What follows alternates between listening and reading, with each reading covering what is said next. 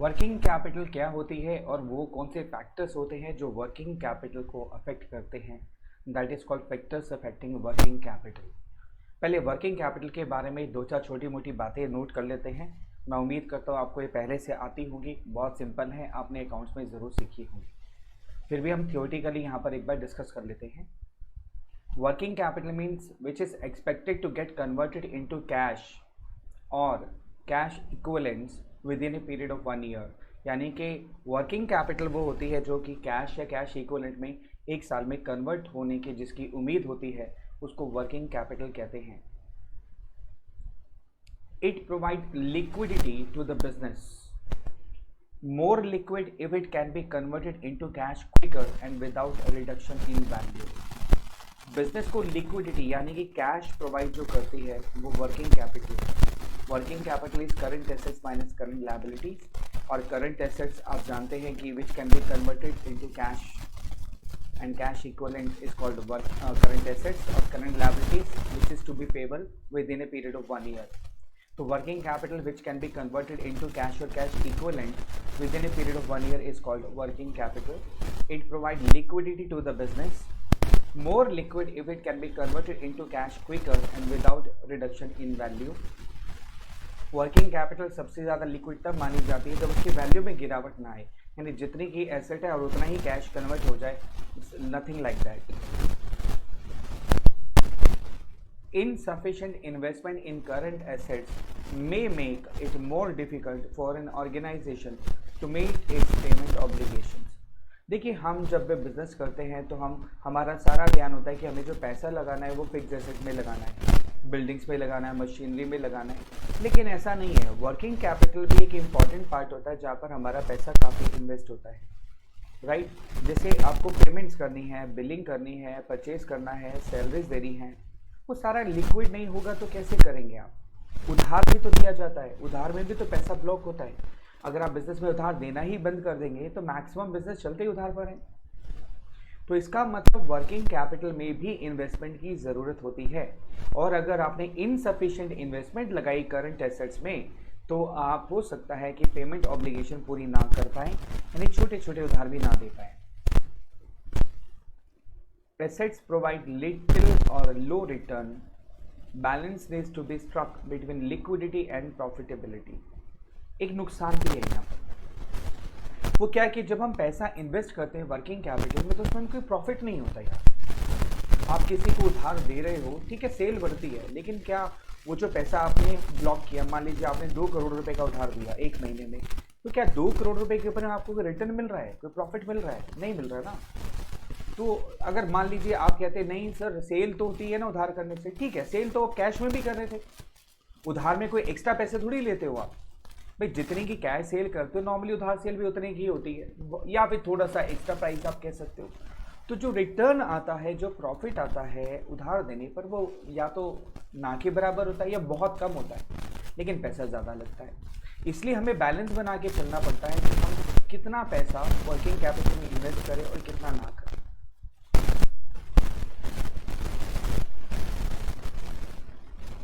Some part of current assets, पहले current liability पढ़ लेते हैं। Current liabilities are those payment obligation which are due for payment within 1 year. हमने discuss किया था and you know it very well, आपने accounts में पढ़ा होगा। ऐसी पेमेंट ऑब्लिगेशन जो हमें विद इन ए ईयर पे करनी होती है उसको हम करंट लायबिलिटीज कहते हैं। Some part of current assets is usually financed through short term sources, that is current liabilities. कई बार करंट एसेट्स जो होती हैं वो करंट लायबिलिटी से ही मीट आउट हो जाती है और आपको एक्स्ट्रा पैसा नहीं लगाना पड़ता। फॉर एग्जांपल, आपने पीछे से उधार लिया और आगे उधार दे दिया तो आपका पैसा तो लगा ही नहीं। समझ के बात? भाई आप होल सेलर से सामान उधार लेकर के आए 2 लाख रुपए का, और आगे आपने 1.5 लाख रुपए का उधार दे दिया, तो जो 1.5 लाख का आपने उधार दिया, जो आपके डेटर्स बने, वो आपने अपनी जेब से थोड़ी लगाए पैसे, क्योंकि आपने तो माल उधार खरीदा था। तो करंट एसेट जो बनी वो करंट लायबिलिटी इसमें से मीट आउट हो गई, आपका खुद का पैसा नहीं लगा। इसलिए हमें बैलेंस बना के चलना पड़ता है करंट एसेट्स और करंट लायबिलिटीज में, और दोनों के डिफरेंस को हम कहते हैं working capital. The rest is financed through long term sources. मान लीजिए आपने 1.5 लाख रुपए का उधार लिया सामान और आगे उधार दिया 2 लाख रुपए का, तो 50,000 रुपये जो कम थे वो तो आपको अपनी जेब से लगाने पड़े ना। यस, वो लॉन्ग टर्म सोर्सेज से पैसा लगाना पड़ता है और उसी को हम बोलते हैं net working capital. Current assets आपकी थी 2 लाख रुपए की और करंट लायबिलिटीज 1.5 लाख रुपए की, आपकी वर्किंग कैपिटल होगी 50,000 रुपये की और वो आपको लॉन्ग टर्म सोर्सेज से इन्वेस्ट करना पड़ेगा, नहीं तो उधार नहीं बेच पाओगे, उधार नहीं बेचोगे तो काम नहीं चलेगा। Got it right? Thus, the net working capital may be defined as the excess of current assets over current liabilities. अगर एग्जाम्पल आ जाए, डेफिनेशन आ जाए, what do you mean by working capital, तो आप कह सकते हो excess of current assets over current liabilities is called net working capital. ठीक है?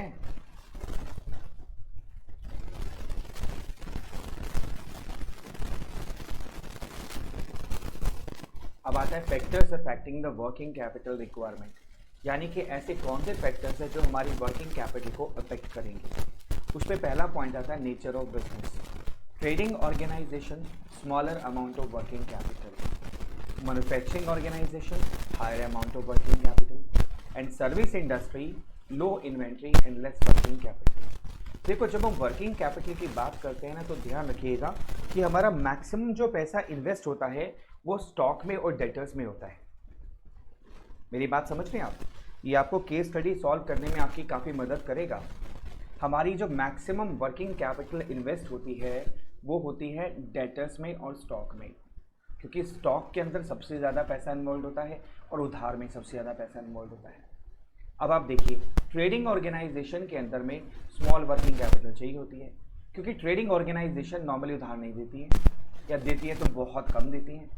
उनका जो स्टॉक होता है वो भी एक लिमिटेड रेंज तक ही मेंटेन होता है, तो जितना रोज माल बिकता है लगभग उतना ही स्टॉक में रखा जाता है, या 2-3 दिन का, 4 दिन का, हफ्ते का सामान रखा जाता है। तो इसका मतलब क्या हुआ कि अगर ट्रेडिंग ऑर्गेनाइजेशन है तो वर्किंग कैपिटल का जो अमाउंट है वो कम चाहिए। लेकिन अगर मैन्युफैक्चरिंग ऑर्गेनाइजेशन है तो सर आपको लार्ज स्टॉक मेंटेन करके चलना पड़ेगा, कभी भी बल्क ऑर्डर आ सकता है, हायर स्टॉक, उधार भी मैन्युफैक्चरिंग में बहुत ज़्यादा जाता है, क्योंकि मैन्युफैक्चरर जो सेल करता है वो डायरेक्ट कंज्यूमर को नहीं करता, वो होलसेलर या रिटेलर को करता है, तो इसका और वो उधार ही खरीदते हैं, वो कैश में नहीं लेते माल।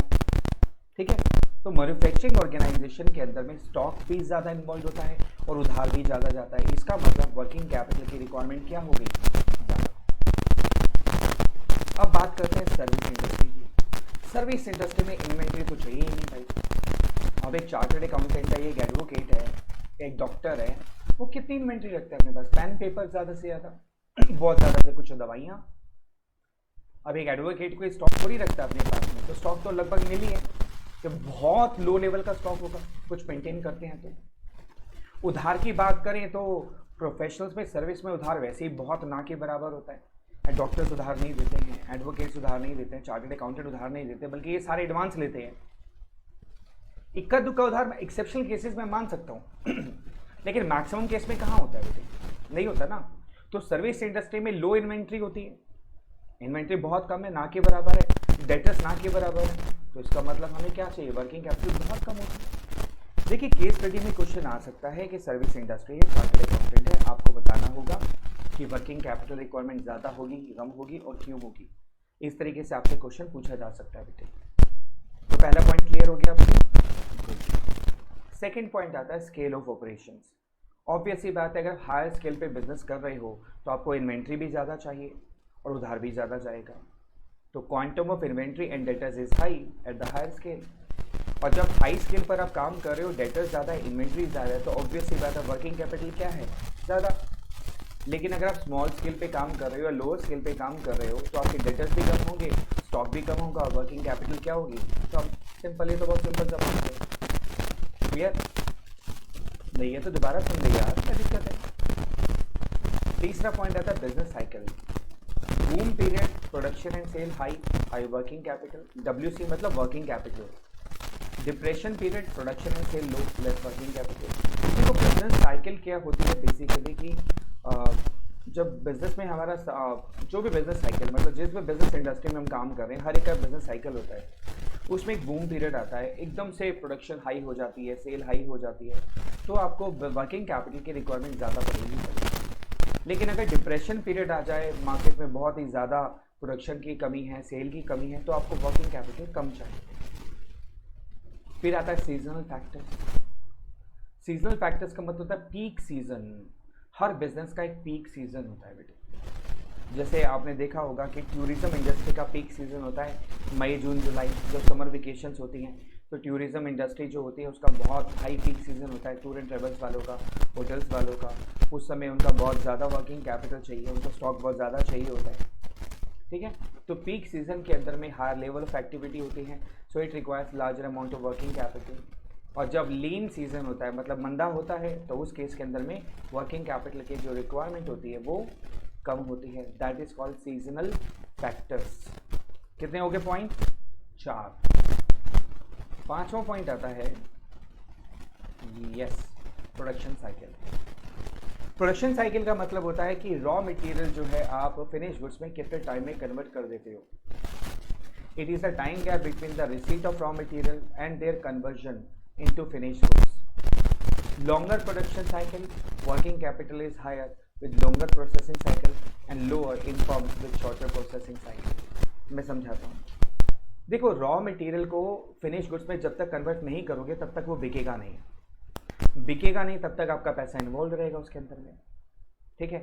अब मान लीजिए एक ब्रेड पकोड़े वाला है, मैंने अभी ब्रेड पकोड़े ही खाए हैं तो उसी का एग्जांपल ले लेता हूँ। सुबह वो ब्रेड लेकर आता है और बेसन लेकर के आता है और उसका बैटर तैयार करता है, उसको रॉ मटेरियल को फिनिश गुड्स में कन्वर्ट करता है पकोड़े में, शाम तक बिक जाते हैं। तो अब उसका स्टॉक जो है वो कितने टाइम के लिए मेंटेन हुआ? केवल 1 दिन के लिए, ठीक है। तो रॉ मटेरियल को फिनिश गुड्स में कन्वर्ट करने के लिए मैक्सिमम कुछ आवर्स की रिक्वायरमेंट थी, और जैसे ही वो फिनिश गुड्स में कन्वर्ट हुआ वो बिका और कैश में कन्वर्ट हो गया दोबारा। लेकिन सोचिए, अगर मैं गारमेंट्स का काम करता हूँ, शर्ट्स बना के बेचता हूँ, तो पहले मैं पूरे थान के थान लेकर आऊँगा कपड़े के, ठीक है।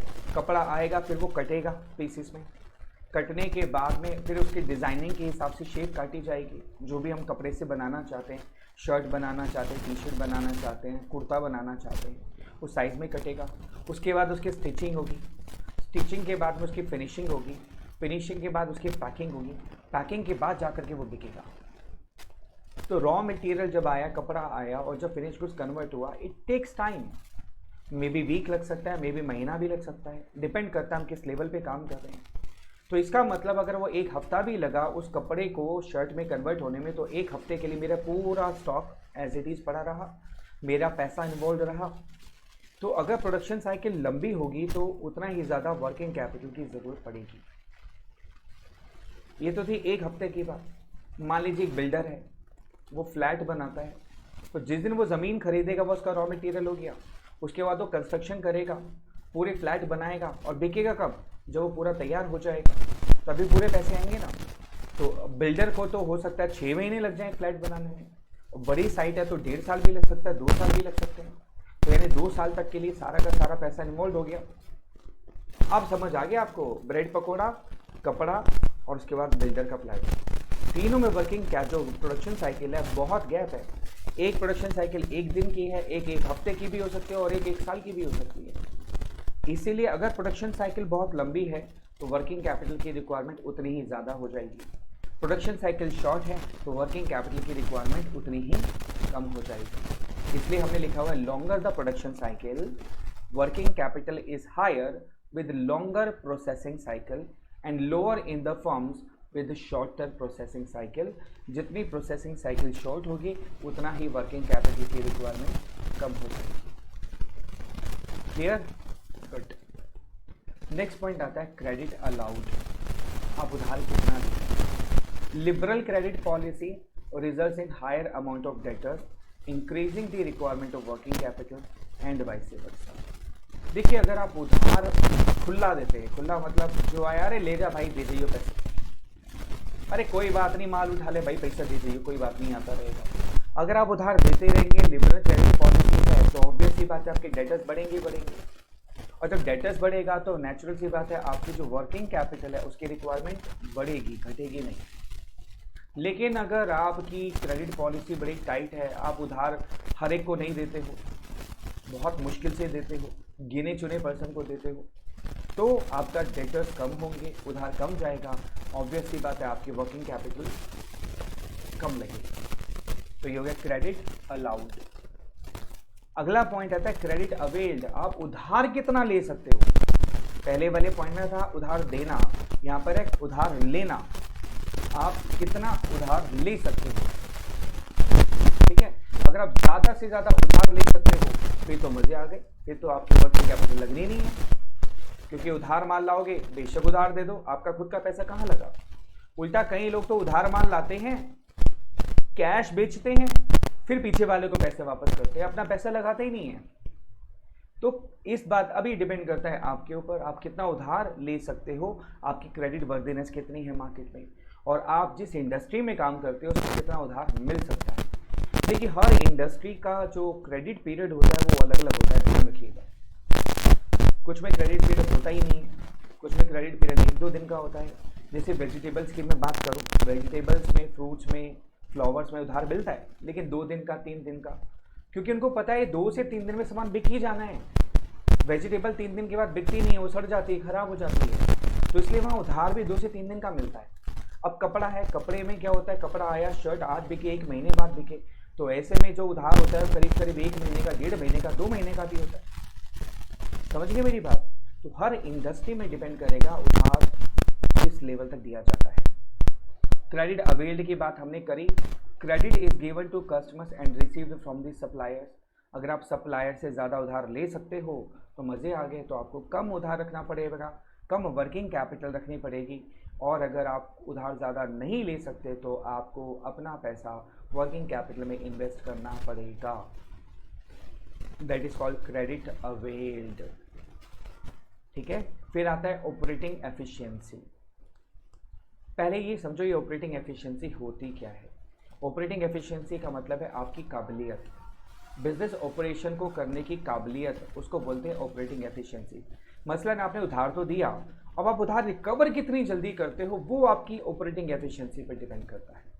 आप रॉ मटेरियल तो ले आए, अब रॉ मटेरियल को कितनी जल्दी फिनिश गुड्स में कन्वर्ट करते हो वो आपकी ऑपरेटिंग एफिशिएंसी है। आपने स्टॉक तो बना लिया, आप स्टॉक को कितनी जल्दी सेल में कन्वर्ट करते हो वो आपकी ऑपरेटिंग एफिशिएंसी को डिनोट करता है। अगर आपकी ऑपरेटिंग एफिशिएंसी बहुत अच्छी है तो आप उधार तो दे रहे हैं लेकिन रिकवर जल्दी कर रहे हैं। रिकवर अगर आप जल्दी करेंगे तो आपकी वर्किंग कैपिटल कम चाहिए। समझ गए मेरी बात। अगर आप रॉ मटेरियल को बहुत जल्दी स्टॉक में कन्वर्ट कर देते हैं तो आपकी वर्किंग कैपिटल कम चाहिए होगी, क्योंकि स्टॉक जल्दी बनेगा तो बिकेगा। और स्टॉक को अगर आप सेल में जल्दी कन्वर्ट कर देते हो तो आप कैश वापस ला सकते हो, वर्किंग कैपिटल वापस ला सकते हो, तो आपकी वर्किंग कैपिटल रिक्वायरमेंट कम होगी। और ये तीनों चीज़ें आपने अकाउंट्स में पढ़ा होगा रेशियो एनालिसिस में, नहीं तो आप पढ़ेंगे डेटर्स टर्नओवर रेशियो, इन्वेंट्री यानी स्टॉक टर्नओवर रेशियो, ठीक है, तो सेल्स रेशियोज, ये सारी रेशियोज ही आपको बताती हैं कि आपकी ऑपरेटिंग एफिशिएंसी लेवल क्या है। फॉर द पॉइंट, अगर ऑपरेटिंग एफिशिएंसी अच्छी है, डेटर्स टर्नओवर रेशियो अच्छी है आपकी, तो इसका मतलब आपको वर्किंग कैपिटल कम चाहिए। लेकिन अगर आपकी ऑपरेटिंग एफिशिएंसी बेकार है, खराब है या कम है तो आपको वर्किंग कैपिटल की रिक्वायरमेंट ज़्यादा चाहिए होगी। समझ गए मेरी बात। कितने पॉइंट्स हो गए? 8 पॉइंट हो गए, अभी और भी बाकी हैं। कितने हो गए? 8 point factors affecting working capital requirements के।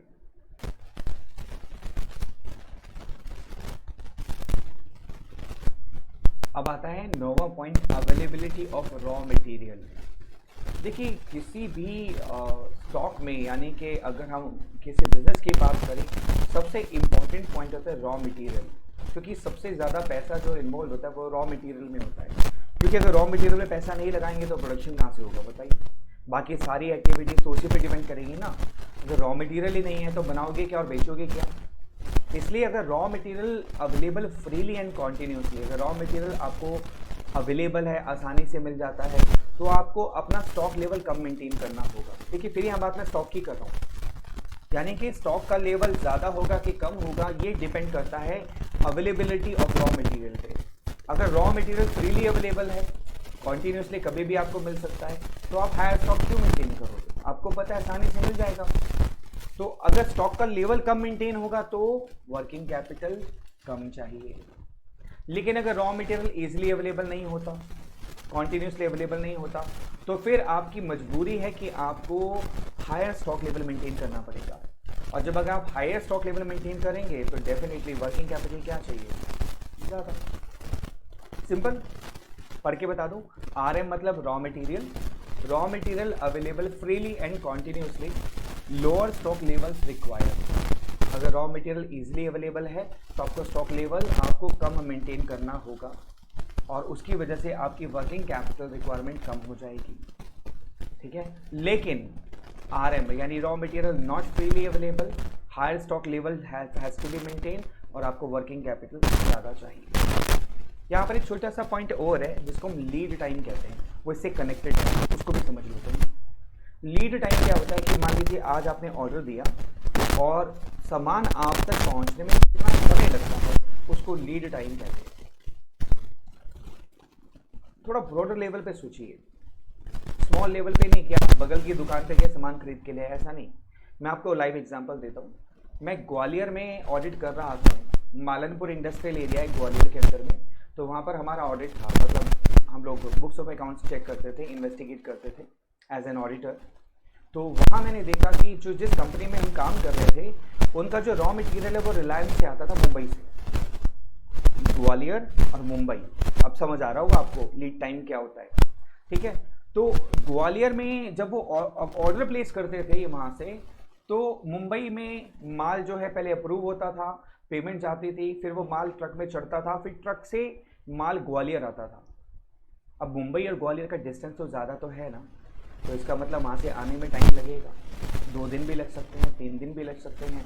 और अगर कोई इवेंचुअलिटी हो जाती है, कोई घटना बीच में हो जाती है, मान लो तूफान आ जाए, बारिश आ जाए, कुछ भी आ जाए, तो 1-2 दिन का और डिले हो सकता है।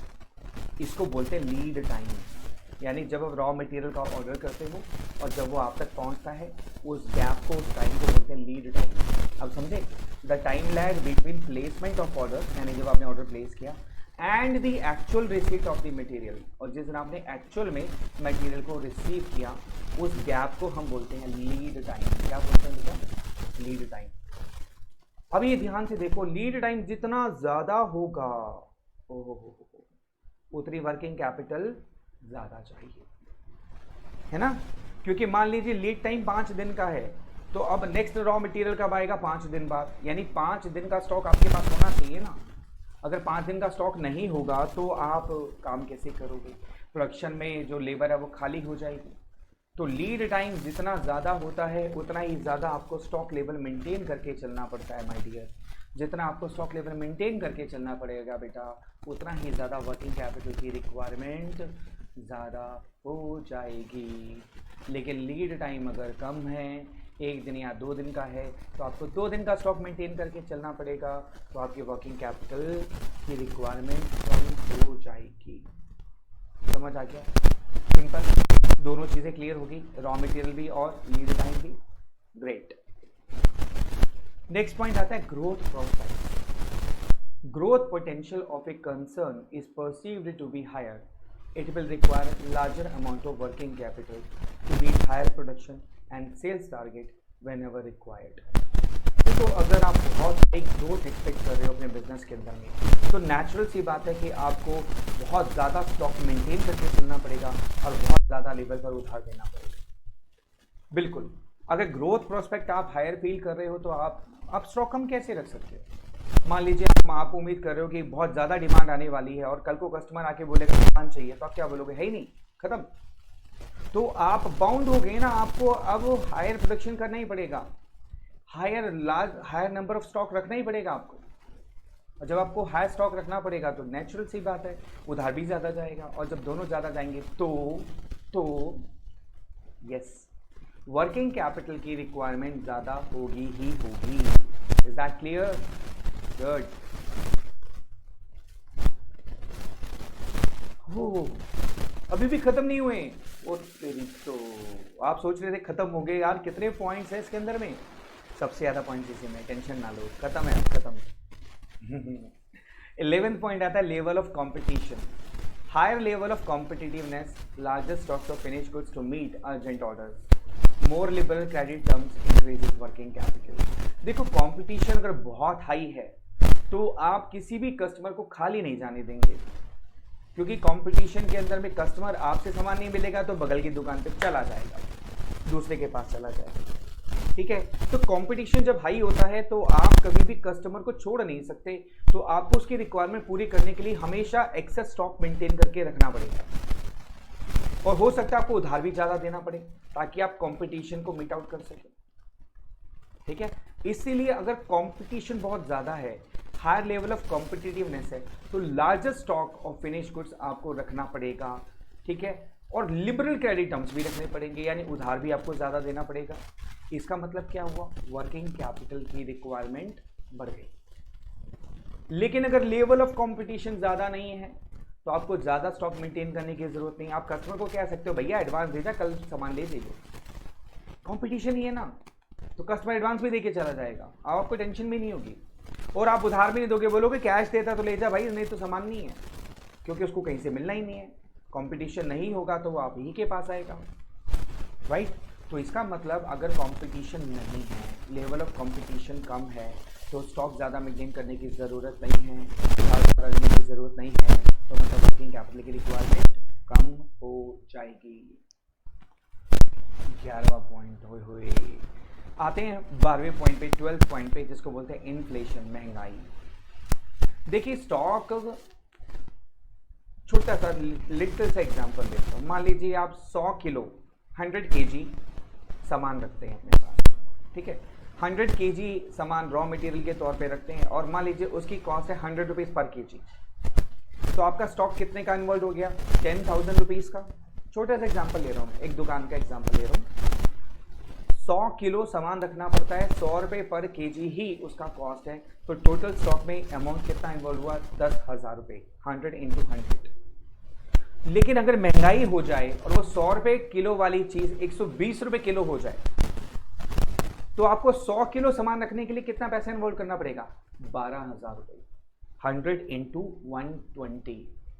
देखिए स्टॉक उतना ही है, 100 किलो पहले था, 100 किलो अब है, 100 kg आप पहले मेंटेन कर रहे थे, 100 kg अब मेंटेन कर रहे हो। लेकिन सिर्फ इन्फ्लेशन की वजह से, महंगाई की वजह से, पहले आपके 10,000 रुपये इन्वॉल्व हो रहे थे, अब 12,000 रुपये इन्वॉल्व हो रहे हैं, यानी वर्किंग कैपिटल रिक्वायरमेंट बढ़ गई। समझ आ गई बात।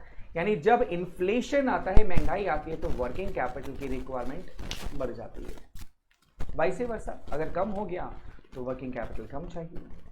ओह ग्रेट सर, इतने सारे पॉइंट्स, इसको याद करने का सबसे सुपर्ब तरीका है। पहले ही बताओ हमने कौन सा टॉपिक कंप्लीट किया, working capital, factors affecting working capital. इसको याद करने का तरीका पूरी जिंदगी नहीं भूलोगे, जरा ध्यान से देखो, वर्किंग और कैपिटल। वाह सर वाह, क्या शॉर्टकट बनाया है इसका, वर्किंग कैपिटल। नोट कर लो बेटा, जी हाँ, factors affecting working capital requirements का जो निमोनिक है वो भी यही है, वर्किंग कैपिटल।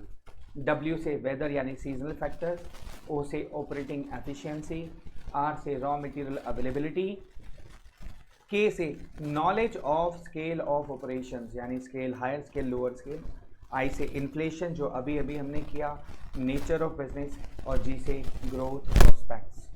कितना आसान हो गया ना याद करना, ये सोचना कितने सारे फैक्टर्स कैसे याद किए जाएंगे। Working capital, factors affecting requirements of working capital is working capital. Please note down working, weather यानी सीजनल फैक्टर्स, O से ऑपरेटिंग एफिशिएंसी, R से रॉ मटेरियल अवेलेबिलिटी, K से knowledge of scale of operations, I से inflation, N से nature of business, and G से growth prospects. और capital में आता है C से साइकिल ऑफ बिजनेस, A से अलाउड क्रेडिट, P से प्रोडक्शन साइकिल, और IT इंफॉर्मेशन टैबलेट। देखिए इस वर्ड को पूरा करने के लिए हमने IT जोड़ दिया इसमें। IT को लिख करके आप काट दीजिएगा, क्योंकि इससे कोई भी पॉइंट नहीं बनता, ये सिर्फ लर्न करने के लिए, हमने ईजी करने के लिए इस पॉइंट को जोड़ दिया। तो IT इंफॉर्मेशन टैबलेट है, इसको लिख करके काट दीजिएगा ताकि इसको याद ना करें आप। A से अवेल्ड क्रेडिट, और L से लेवल ऑफ कंपटीशन, L से लेवल ऑफ कंपटीशन। और यहाँ हमारा टॉपिक खत्म होता है वर्किंग कैपिटल। तो इसका एक्रोनिम क्या है, working capital, working capital, working capital.